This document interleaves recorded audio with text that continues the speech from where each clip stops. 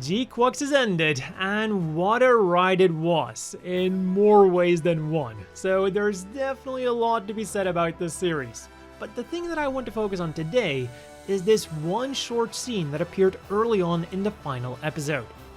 It shows us all of the alternate universes that Lala created in an attempt to make Char survive after Amuro killed him during the 1-year war. Which itself is already an alternate universe, because in the mainline UC, Char did of course survive the 1-year war. So in this video, I'll be giving the backstories of all of those mobile suits that Lala got Char to pilot, as well as an event that we can change to get Char to pilot these machines, because I think that is the interesting part here. And we're starting off with the Gouf, a mobile suit that probably doesn't need that much of an introduction, but here's a really abbreviated version. Anticipating that the Federation would soon deploy their own mobile suits, Zeon began work on a more anti-mobile suit focused mobile suit, something that would then result in the ground-only Gouf. It outclassed the Zaku in every regard, making it completely different, but unfortunately for the Gouf, its price to performance wasn't ideal, so while it was mass-produced, it wouldn't be mass-produced for long, and it would actually become more known as an ace mobile suit rather than a true mass-production mobile suit, making it perfect for Char. So now, how do we get Char in the Gouf? By giving Garma a happy ending. Remember how he promised Iselina that he would abandon Zeon for her? Well, in this alternate universe, he does. He quits the army and lives happily ever after with Iselina. Just don't think too much about what would happen after the war. This then means that Char loses his chance to kill Garma, or in the eyes of the Zeon army, he doesn't fail to protect Garma, and therefore isn't let go from the army. So now, instead of Rombaral being summoned from space to go pursue the White Base, Dozle instead tasks Char with continuing to hunt down the White Base and gives the brand new Gouf prototype to him, which is then of course painted in his signature red colors. But the mission went about as bad for Char as it went for Rombaral, and Amuro was able to get the better of him, ending his stint in the Gouf. But what if Char was able to survive the destruction of the Gouf just like Romba was able to? Let's jump to the Big Zam, a massive mobile armor with overwhelming firepower and an eye field to protect it from enemy beam attacks. As a result, it used up a lot of power, which also produced a lot of heat, meaning that its effective combat time was only about 20 minutes. And what it also lacked was mobility. Something that Char wouldn't approve of, but something that he could deal with if need be, as was shown in the Char's Deleted Affair manga. So to get Char in the Big Zam, we pick up where we left off with the Gouf story. Lala used the save state, and Char was able to jump out of his Gouf just as it was about to blow up, and he was then forced to retreat along with the rest of his remaining forces. Unlike Romba though, Char wasn't about to stage an attack that had no chance of winning, and he decided to cut his losses. It was now Makuve's turn to deal with the White Base, and Char was called back to Dozle's main base of operations, Solomon. Because remember, in this alternate universe, Char was still a part of Dozle's space assault forces. And because he wasn't responsible for Garma's death, Dozle still held him in high regard. Such high regard even, that he assigned Char to the most powerful machine that they had in Solomon, the Big Zam. Char begrudgingly accepted this, hoping that it would somehow later on put him in a better position to exact his revenge on the Zabis. For the White Base meanwhile, things went a lot easier with Char in space. There was no mad Angler squad hounding them in Belfast and over the Atlantic, nor did the attack on Jawbro happen as soon as it did in the mainline Universal Century. This made repairs on the White Base significantly easier, and Woody would also possibly survive in this alternate timeline. But none of this would have a major impact on the Federation's operation to capture Solomon. What did change was that they were suddenly greeted by a red Big Zam. Because of its sheer size and bulk, Char was unable to move it like he wanted, and his fate ended up being very much the same as Dozle in the main timeline. Next up then, we have a really short one, the Zudah, made by Zam. This was a mobile suit that originally competed with Zeonic Zaku 1 to become Zeon's mainstay mobile suit. And while the Zudah was superior to the Zaku 1 in many ways, the Zaku 1 was chosen for one very important reason. When overexerted, the Zudah's engine had a nasty habit of blowing itself up. So in this alternate universe, let's say that Zam was either able to hide this problem, or they were able to make strong enough limiters to prevent the engines from blowing themselves up. And of course, in both cases, they never told the pilots about this, nor did they tell the Zeon army about this. And what do ace pilots in Gundam like doing with their mobile suits? Removing the limiters. It is Universal Century 0079, January 15th. The Battle of Loom had just begun, and Char Aznable became a literal red comet. The Bigro was Zeon's first successful mobile armor, which can trace its roots back to the very first mobile armor prototype ever made, the MIP X1, made of course by MIP.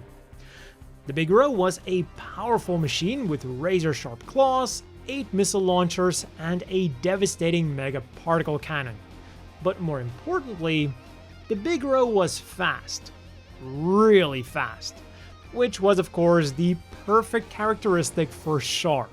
In the main timeline, Char was only introduced to the Bigro about 20 minutes before engaging the Widebase and the Gundam. So in our alternate timeline, instead of only showing Char the Bigro when they were already in space and basically about to go into battle, Tok 1 introduces Char to the Bigro when they're still on Earth. And Char is so impressed by this machine and its supposed speed that he decides to become the main pilot and immediately has it painted red. However, when he attacks the Widebase with 2 Rigdoms as his wingmen, it all goes wrong. Amuro is barely able to keep up with Char in his new machine, but he's able to hold out long enough for Sayla in her G-Fighter to come to his aid. Having dispatched of the Rigdoms, she is headed straight for Char. Spotting this annoying fly, Char switches targets and moves in to crush the G-Fighter with the powerful claws of the Bigro. But then he gets a new type flash. Artesia's in that machine. This hesitation gives Amuro the chance that he needs, and he then takes out Char. Another failed universe, and on to the Galbaldy Alpha we go. And to make Char pilot this machine, we're going to need to make some pretty drastic changes to the universe, because depending on the source, the Galbaldy Alpha was either the successor unit of the GAN, with some Gelgoog aspects incorporated into it, or it was a combination of the best aspects of both. Whichever one you go for though, the Galbaldy Alpha was the most powerful mass production unit of the 1-year war. But there was a problem. Because it was a successor of the GAN and the Gelgoog, it wasn't rolled out until the very end of the war, and I'm talking final days end of the war here. And here's a fun fact, Char was actually supposed to use a Galbaldy in the original television series, but due to low ratings, the series had to be cut short, and therefore the 1-year war itself had to be cut short.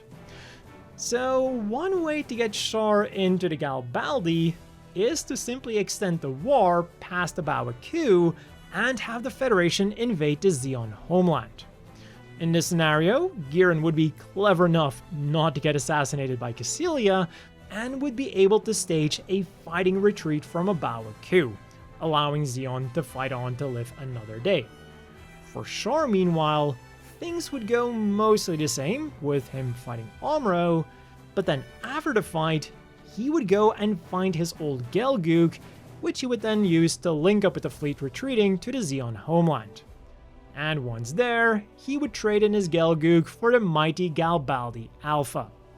Unfortunately for Char though, by the time that the Federation fleet came knocking at their door, the Gundam NT1 Alex had been patched up and also delivered to the White Base, meaning that it was actually Amuro who had the overwhelming advantage in their final showdown. And final, it was. But there is one problem with this scenario. In Lala's own alternate universe, Char dies when he got his Gelgoog, so we would have to find some way to get the Gelgoog to Char earlier. And this isn't impossible. Because the Gelgoog was such a cutting-edge machine, it faced some serious delays, and the Rigdom had to be developed as a stopgap unit. So let's say that thanks to Lala's space-time bending powers, in this universe, the development of the Gelgoog just kinda works. Everything goes more or less perfectly, and the Gelgoog is rolled out exactly according to schedule, no Rigdom stopgap needed. So, we are now once again at the point where Char meets up with Tokwan, but instead of following the TV series, we're now going to be following the compilation movies, meaning that we skip the events with the Bigro and immediately go to Char teaming up with the Camel fleet to attack the White Base. And this time, they came packing with Gelgoogs, significantly increasing their combat capabilities. Now, I would think that in this scenario, Amuro's surprise attack would still take out the Camel fleet, but the White Base team is going to be taking some casualties as well. Luna Titanium Alloy was strong against the Rigdom's giant bazookas, but not so much against the Gelgoog's beam rifle. So one of the gun cannons was taken out, while the other one was badly damaged. You can choose which one's which. Also, Slager's heroic sacrifice already happens in this battle, with him ramming a Gelgoog that was about to take a shot at the White Base's bridge. This would then of course have serious consequences for the Battle of Solomon. Not only would Zeon have stronger mobile suits, but the Federation's ace in the hole, the White Base, was now significantly weaker. Which was really good news for the Big Zam. The Federation would still win this battle, but rather than a decisive victory that allowed them to immediately push for a Bawa coup, it was a Pyrrhic victory that stopped the Federation's advance dead in its tracks.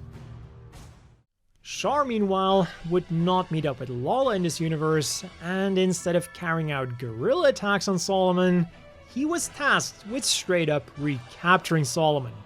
A chance to redeem his honor, so to speak, after his failure to take Jobro.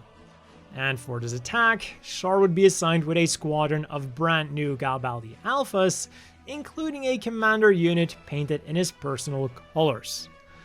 But again, Char would be defeated at the same convergence point.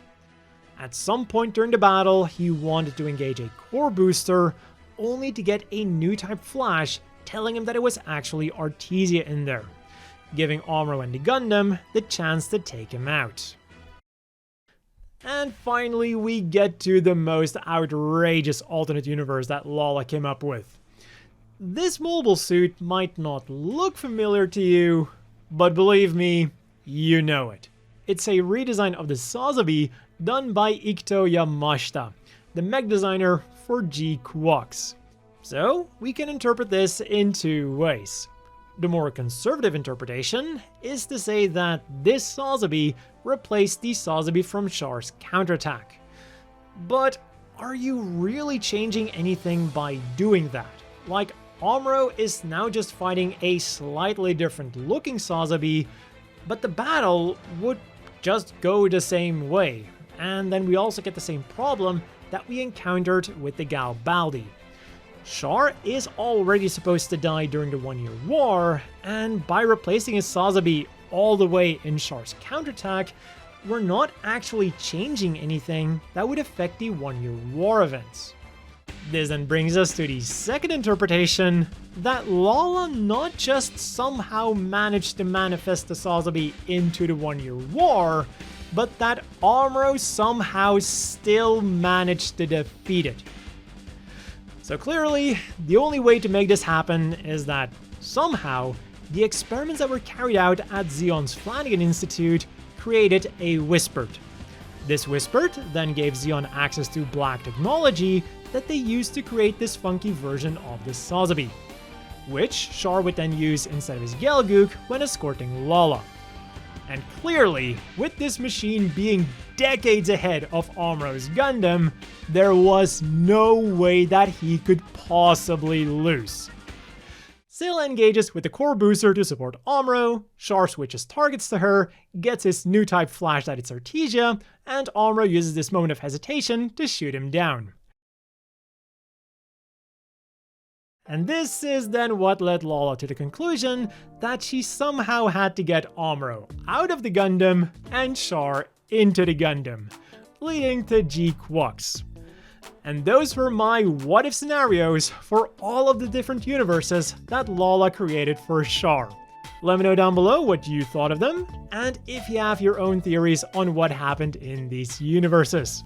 As always, a big thank you to the Patreon supporters. I hope everyone watching has a great day, and I'll see you all next time.